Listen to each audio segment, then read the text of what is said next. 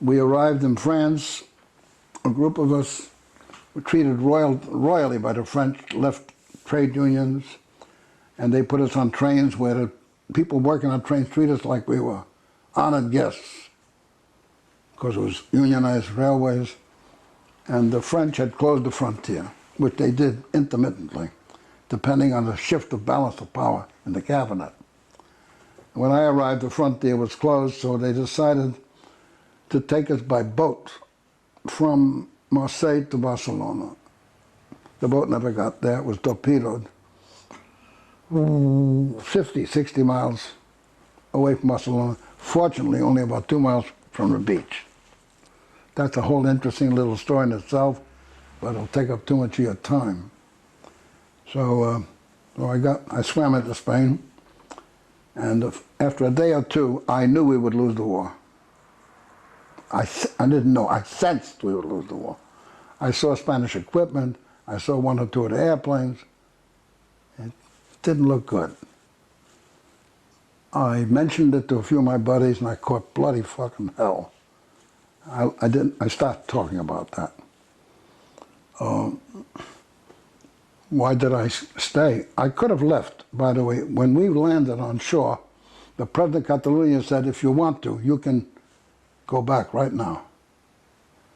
And I could have, but it would have been a terrible violation of myself if I did it. I was tempted to, of course. But the reason I stayed in Spain is the same reason I've stayed in the progressive movement all my life. It didn't matter mainly on winning or losing, because we've never won a big battle in the progressive movement, and we never will. We'll win battles, but we never win the best battle. And to me, Spain looked like the big battle of the world.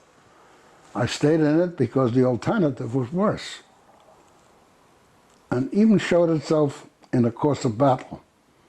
I was asked once, weren't you scared? And my first gut reaction was, no, I wasn't scared, but it's not true. I was scared shitless. But I was scared more of something else. You see, I have 2 options. When you're infantryman, you can actually avoid getting killed by staying in a shell hole, or at least cut down the chance of you getting killed. But what makes some soldiers stay there and some soldiers get out? I don't know about the other guys, but the reason I got out is I was afraid of what would happen to me if I stayed. I almost knew what would happen to me. I wouldn't like myself as much. And I'm very fond of myself. It's true, I'm very fond of myself. I haven't met anybody that I like better. Oh, really not. Not even too many people who are smarter. That includes Noam Chomsky. Yeah, he's mediocre to me. I'm serious.